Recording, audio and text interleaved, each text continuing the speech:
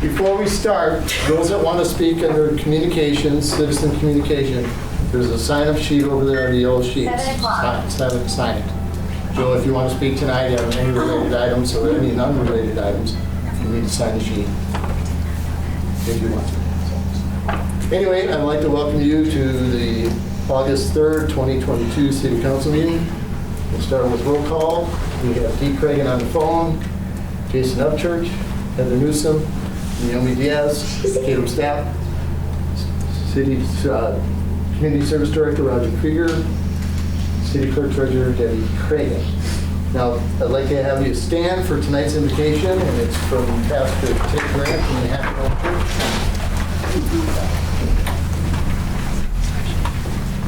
Father, we thank you for the freedoms that we have in this country, Lord, to be able to elect those that would serve us, and even for the elections and the primaries last night, Lord, that were held here in Washington. Lord, we just ask, Lord, that those that have been decided to run, Lord, and have been chosen to serve or to go into the November, that, Lord, that they would seek to serve those to whom they're part of. And Lord, thank you too for the city, and thank you for those in Deer Park who have chosen to serve on the city council. Lord, ask your blessing upon decisions that are made tonight and all the discussions that are made. Lord, we thank you so much for your goodness to us. We ask all these things in Jesus' name. Amen. Amen. I pledge allegiance to the flag of the United States of America and to the republic for which it stands, one nation, under God, indivisible, with liberty and justice for all.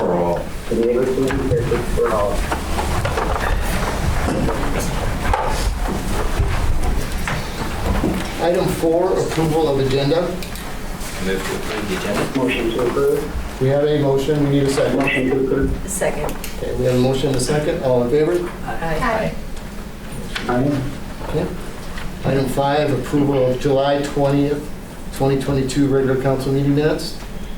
I move to approve. Motion to approve. Second. Okay, we have a motion and a second. All in favor? Aye. Aye. I hear you. Okay, item 6, new business. Letter A, STRC grant award, $1,797,000 for North Colville construction from 3rd to North City limits. Roger, would you fill us in? Yeah, so a majority of the stuff in your packet tonight deals with this first item.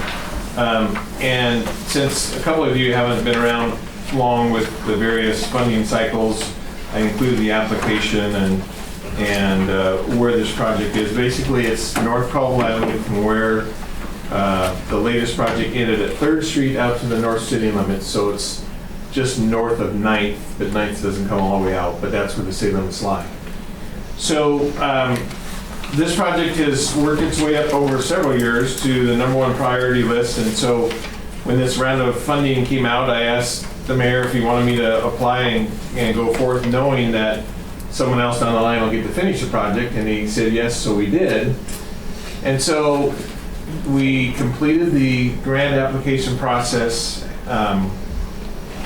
And as this memo states, the project, when it came in for the application we put in, was over $3.7 million for that length of project. This round of cycle, because the way the economy is, the way the supply chain issues are, and all those kinds of things, there's about $900,000 in this one in required contingencies that we were required to put in the applications to try and cover a project that, from a construction-wise, might not be built until 2025. So it's trying to forecast how bad, let's hope it isn't that bad, but how bad it might be from a construction standpoint that far out.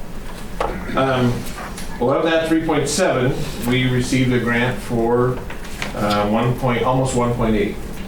Okay. Now, normally, when we receive federal funds for projects, we typically have been able to get an 86.5% grant and a 13.5% match.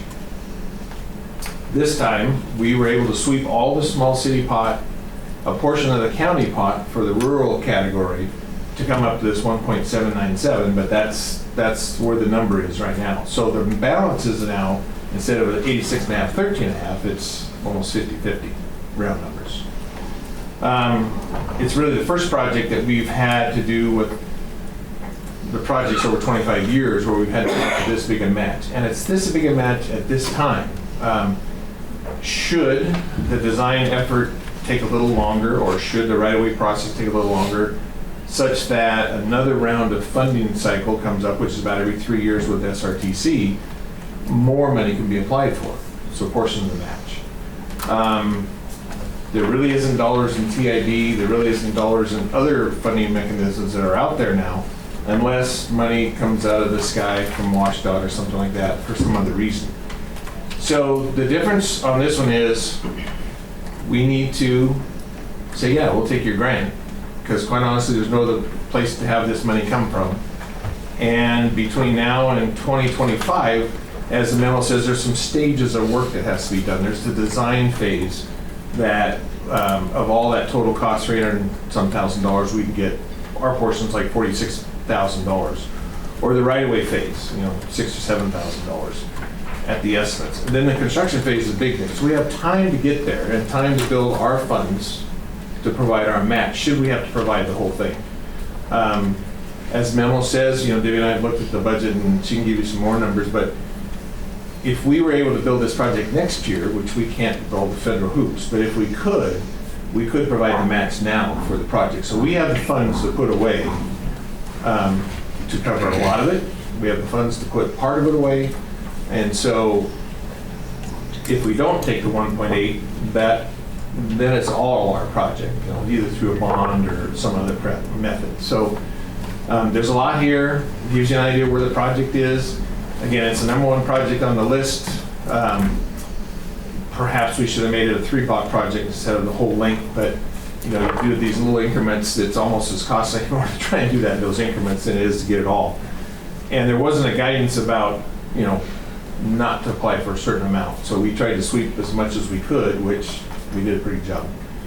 So we need your approval, or after questions if you have any, on the grant acceptance with SRTC for that 1.797.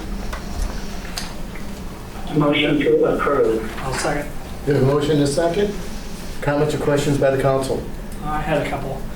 Dee, first of all, thank you for being on the board. I'm sure that your presence there helped us get as much as we got, which sounds like as much as there was to be gotten. I do enjoy my position. Thank you. Good. Well, thank you for doing that. I was just thinking about the cost per block of a little over $500,000 per block, and just thinking about that in relation to some other spots in town that need work. I'm assuming that's a lower cost per block than if we were doing a single block by itself, because of the total cost coming down per block because we're doing 6 at once. It's that, and this federal money is only available for certain federal aid routes. It's only available for Crawford, Okay. Main Street, Okay. and Crawford. Yeah. So, it's a funding pot that's out there because those are classified high enough streets in the Spokane Regional Transportation System to be federal aid eligible. Otherwise, we wouldn't even have that pot of money. How likely is the right-of-way process to go smoothly? Well, thankfully, we don't need any, but Okay. Department of Transportation now makes us get temporary construction easements along the route to simply finish from the back of the sidewalk to the existing property line, and contractors walking on those parcels. We actually have to go through a right-of-way process, they call it, to get those, which require right-of-way agencies, Department of Transportation approval, our engineering to do some of the design to get to that stage. They've even made it so now you can't apply for construction, or you can't apply for design and construction in the same year. So in the documents we've had to submit to them, we're saying, okay, we're going to do design in 24, right-of-way in 25. So there's a whole year just to deal with right-of-way, and then construction in 26. And that's how we have to put it on paper, but we can actually accelerate those time frames on easier tasks. And so we don't have right-of-way to acquire, but we have construction easements to get, and so those could take some, and you have to pay for those. So Right. And that's fine, as long as we're not, I mean, I just had noticed the commitment we were making to use eminent domain and things like that if we had to. And it sounds like that won't even be an issue. Shouldn't be. Because any access we need will be temporary. Right. Okay, that's great. No other questions? Anybody else? If I may. Go ahead. So it sounded like maybe earlier you mentioned that as time goes on, maybe more grant money might be available.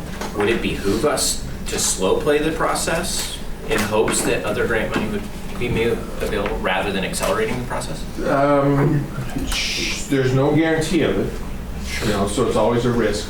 There is a time frame when you have to, basically it's a 10-year clock from the time you accept to have the money spent. So there's time there. You have to go through a lot of begging and forgiveness to keep extending it down that path. And the SRTC board at some point could say no and not grant those extensions. So there is a bit of a risk. I wasn't thinking about like making it necessarily I know, longer, but yeah. I just didn't know. Yeah, Accelerating and it could take longer.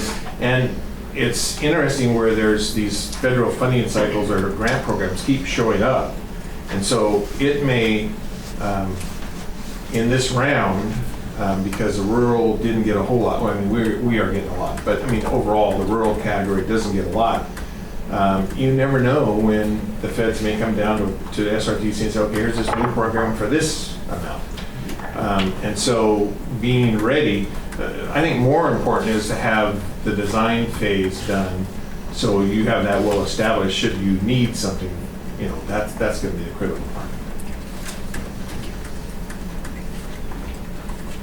Okay. I think we have a motion and a second. All in favor? Aye. Aye. Motion carried. Next up, item B, task order 2022-03, consulting engineer services, East Crawford Road Preservation, JV Engineers Incorporated. Roger. So I think I'll kind of talk to both of these at the same time just to kind of fill you in. So this is another one. Now this is when money does fall out of the sky sometime. We applied for this project through SRTC about a year and a half ago now. And we received a grant for $500 and some thousand. Okay. Of that, $520,000 was the construction cost estimate of the time, the engineer's estimate, and then the rest was engineering. So we had maybe $600,000 in the whole thing. Then COVID came, this whole process of cost escalations came and all those kinds of things. So you see on these two bids where we had an estimate of $525, that's the engineer's estimate that we had to use from 2 years ago. And we knew that those prices weren't going to be sufficient. So we actually revised that engineer's estimate, but you can't use that in any of the paper trail for WashDOT's purposes. But we had it up to $720,000. We thought that was the worst case all in. And then the bids came in at $805 and $901. Okay.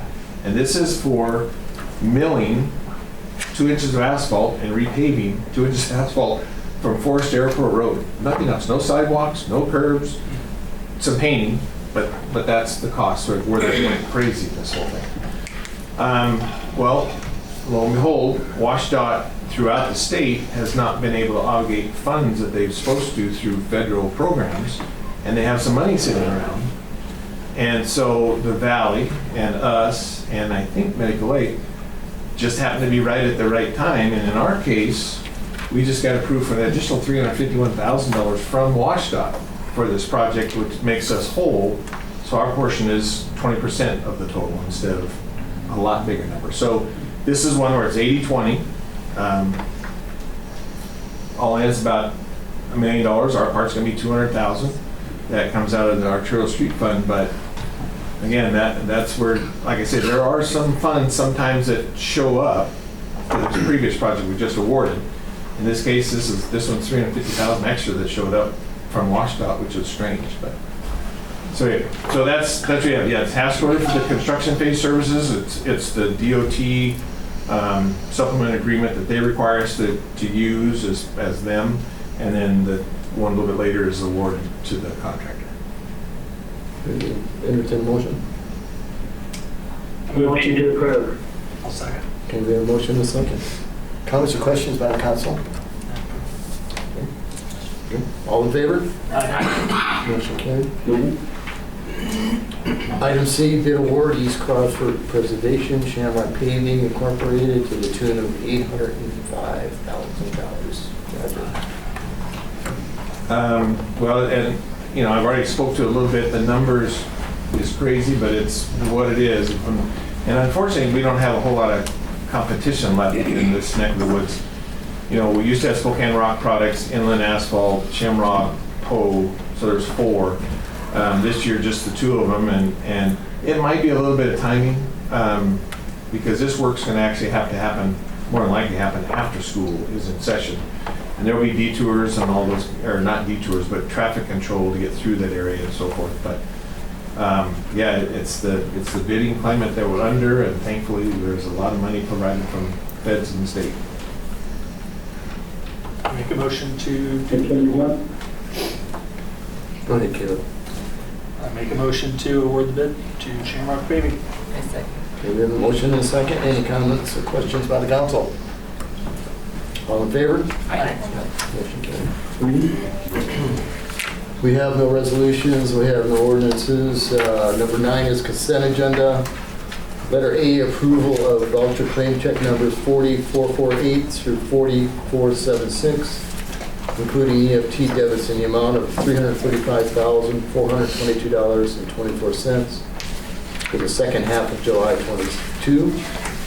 Item B, approval of payroll checks 14709 through 14751, including PFNL, 941 taxes, and health benefits in the amount of $148,989.74 for the month of June 2022.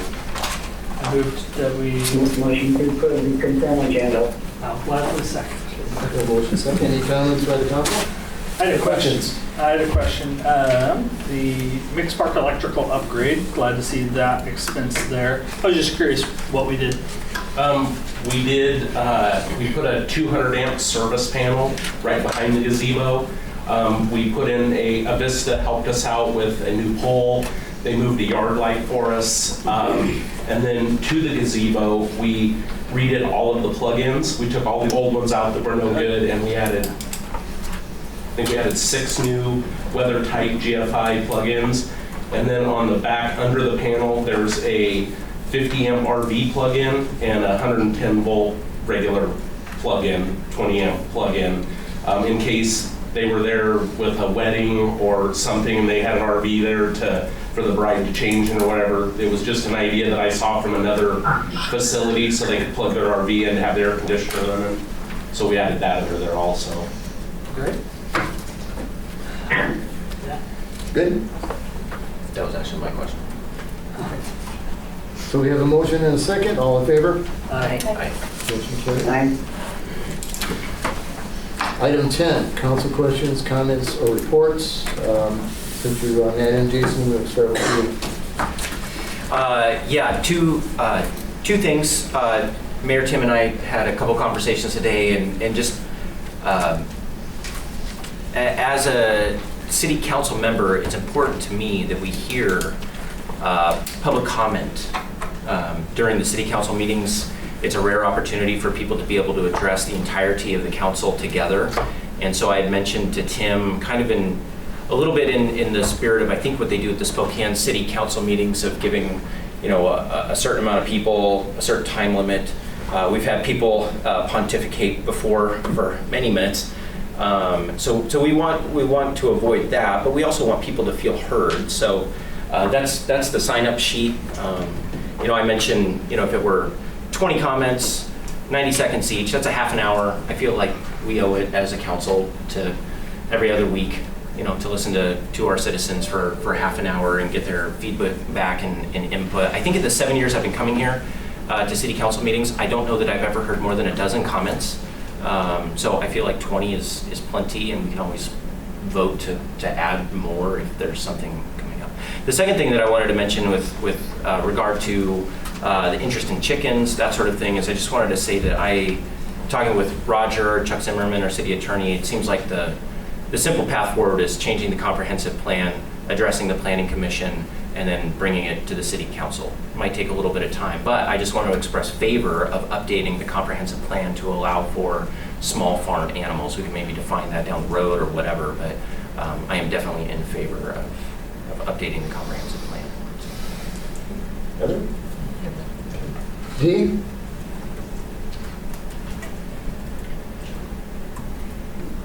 Do you have any comments? I'm withholding my comments. Okay, thank you. Naomi? You do. I do, I have a couple. Update on the City Hall Task Force. We met a week and a half ago, Monday, briefly to just go over the process with folks. We're going to meet again this Monday to get the scores for the proposals. We each are scoring those objectively and independently, and then we'll combine those to give us some guidance as to which of those proposals to move forward with and to recommend to the City Council. So excited for that. Second thing was I just wanted to thank the past City Council. A longtime resident of the city just started going to the pool every day with her kids. Her kids, she just found out it was free of charge. It's been that way for a couple of years. But I would like to just reaffirm that decision because the cost that we're spending on the pool is not helped at all by charging any sort of admission fee. So I think that just removing that barrier is really wise. If we're going to spend money on the pool, let's just do it right. And I think that's a valuable thing. And the money that we've spent this year on those updates have made the pool much more enjoyable. It's been really great. That has been a wonderful experience. Last question is, what money, Tim, or authorization do you need for us to move forward with getting city email addresses and laptops for us to use?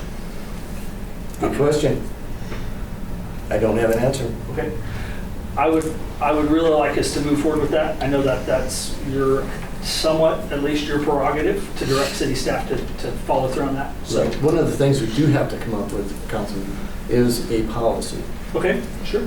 That is not done yet. Well, I'm waiting for it to get back from our IT folks. Okay. Okay, So Great. that's pretty much the holdup. Okay. And then it has to be approved by you folks. great. When did It's we close. send that out to them? This close. That's great. When did we send that out for them? Don't ask me. This close. He's had it too long. Okay? In my opinion, he's had it too long. But I'll get it. Okay. I have to have his input, and then we'll move forward with it. That's great. I thank you for continuing to work on that. That is a high priority for making sure that we're following state law to the best practice. And just for everyone, this is a book recommendation for you. Of Bears and Ballots is a great story of a small town Alaskan city councilwoman. And I had to laugh when she talked about how in 2015 and 2016, when she was on their assembly, she was having to use the city iPad to follow the state laws in Alaska, which are very similar to ours. And just thinking, oh wow, so we're 6 years behind small town Alaska. Anyway, it was a great read and good stories. So. Jason, do you want to add something? I was just going to ask, so just because I didn't know this was happening, so we need to have a policy in place and we just need to vote and then that's it? Pretty much. Okay. Could we put that on the agenda for next time? We need the policy first. We have to Excuse me. do it first. Oh, okay. Excuse me, a policy for what? I missed that. For emails. Council emails. It's for the techie stuff. Okay. All the techie stuff. Do we need any budget authorization to spend money on the laptops and things that we'll need? Or I don't think we do right now, because they're always, towards the end of the year, if we do need a budget amendment, we can. Because we don't budget line item, we budget by fund. right? Okay. It's helpful. As part of that, are we also going to consider moving to Zoom for these meetings? Not right. On the 5th on that one. Yeah, not right now. Because it would still allow the same call-in capability. Anybody who's still wanting to use it can use it the same way. Let's get over one hurdle first. Yes. Okay, one at a let's do time. the one hurdle first. That's all. All right. Item 11, interested citizens, oral communications, requests and comments from the audience on unrelated agenda items. Danica, you are first. Hi, I'm Danica, live here, Deer Park. So my family moved to the area in 2012 from the west side of Washington. We chose Deer Park because it most closely aligns with our personal, political, and religious values. I've always doted on how my community supports personal freedoms and minimal oversight from our government. And it was not until this last year when I became a homeowner that I realized our local government's ordinance was outdated and did not align with the values of our current population. And I'm talking about the right to raise and keep chickens on the land that I own, that I paid for. I've never read into our local ordinances. I just assumed we followed in the lines of Spokane and other surrounding towns. They allow chickens. It's time Deer Park update these ordinances and take into consideration the opinions of the people who make this town so great. I think you'd be surprised if you look outside your personal circles to see how many citizens would support this change.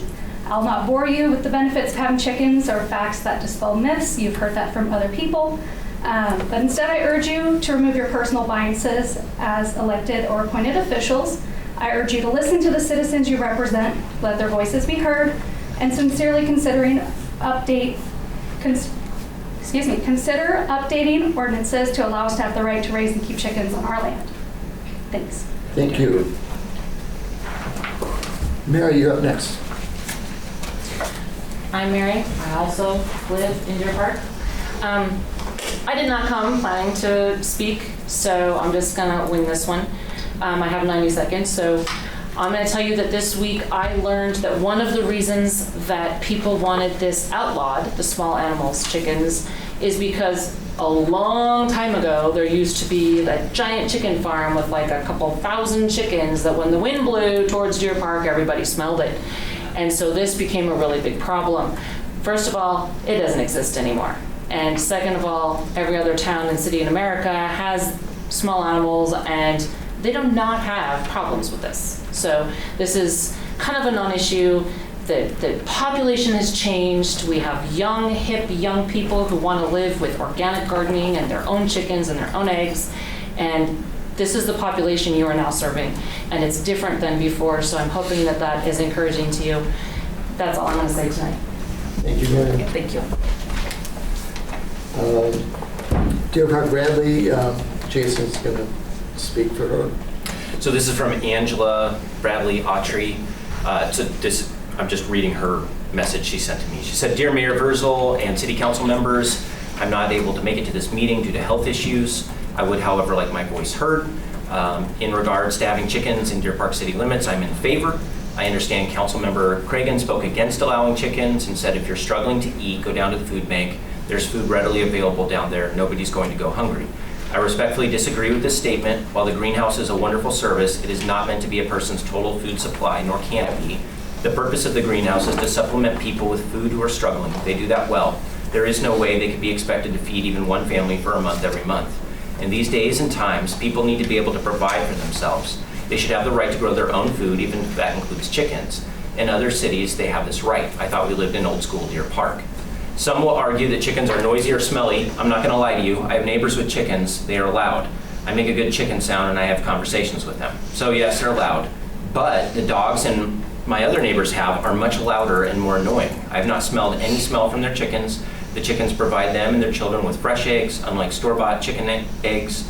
These are much healthier for them. It's also a good lesson for their children. The kids learn how to feed them, clean up after them, and in this case, they are also pets for them to love. To deny a family this right to food and valuable life lesson is wrong. I don't think other city members who live in neighborhoods where HOA bans chickens to begin with should have any say in this. We are all in this together. If we can tolerate barking dogs, then I should and do tolerate chickens. We need more tolerance and respect. That's the real Deer Park. We are a team. Thank you for your time, Angela Bradley Autry. You just made it. I timed it earlier. I was going fast. Wow, excellent comments. Richie, you're up next. Okay.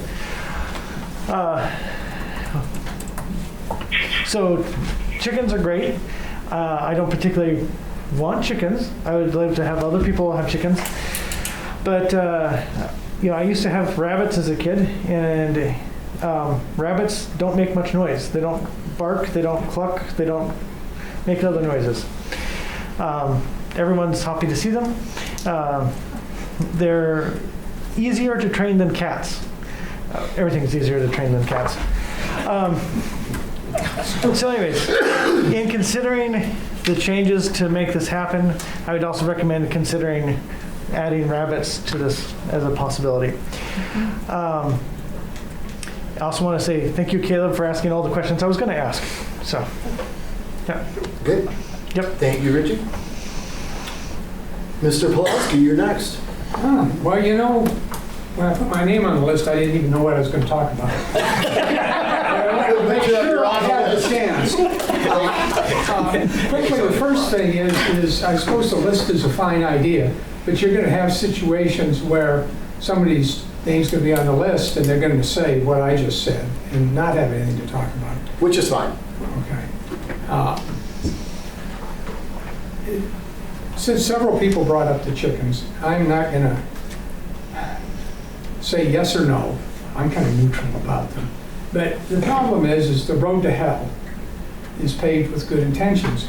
You're going to have some perfectly responsible chicken owners if you indeed pass this. And I assume there'd be regulations about total number of small animals to do. Somebody mentioned dogs. We license dogs.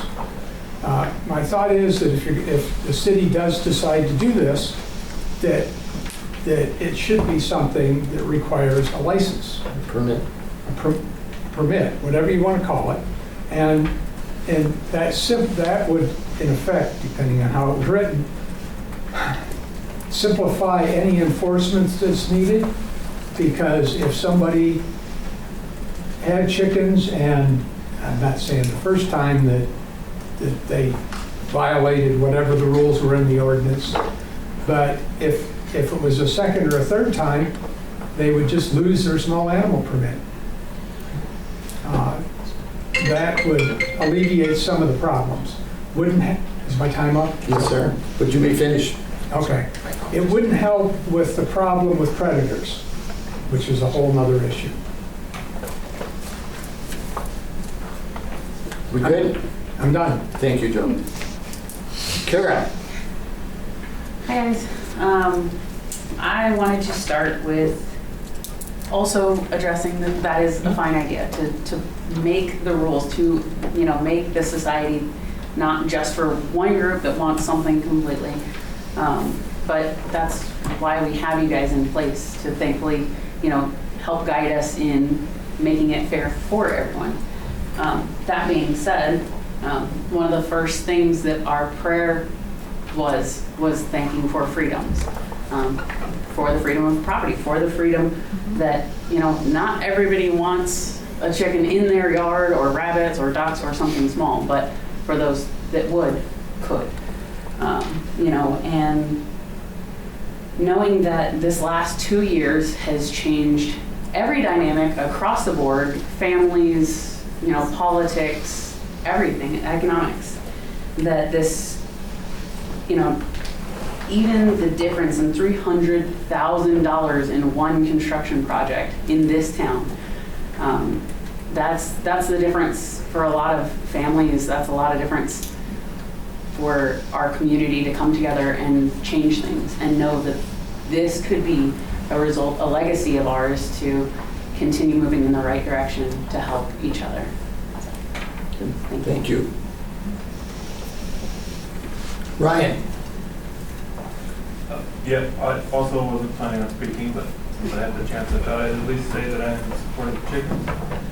I've got a family, and it'd be great to be able to have that as a resource. And as same as other people have said, it's a great learning experience for kids. And just one of the reasons why we have pets also is they're great with the kids, and it's a good learning experience for them. Thank you. Thank you. I am going to time you, Hazel. Wonderful. I signed up not knowing what that sign-up sheet was for, so I'm done. Yeah, nothing?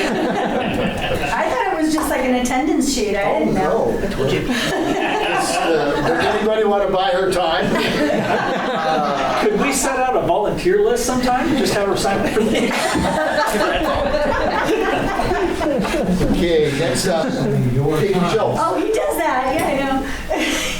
I was just looking at my email, and I received an email at 4 o'clock this afternoon that the Deer Park Library will be closed from now until Monday because the air conditioning is out. So I wanted everybody to know that the library is not a place where you can cool off this weekend. That's all I needed to say. Thank you. Jim, you're up. I just wanted to give a report on last night's Night Out Against Crime. I want to thank the committee members, Mayor Burzel, Dee Cragen, Hazel, my wife Vicki. They were fantastic and put together a good evening last night. We had 75 people come through. The highlights were Air One, McGruff, Hazel, and my daughter said if we want more people, we need to get more hot cops like Matt there. So, one of the other highlights was Under Sheriff John Knowles. He promised Deer Park 2 more deputies within the next year or so. So we will be moving up to 4 deputies for sure. So those are the highlights of it. It was great. And please encourage Naomi to be on the committee for next year because I think she'd be a great asset. And Heather, it's fantastic to see you here. You're in our prayers. That's it. Thank you. Okay, no executive session. 13 is adjournment. We're adjourned. Thank you.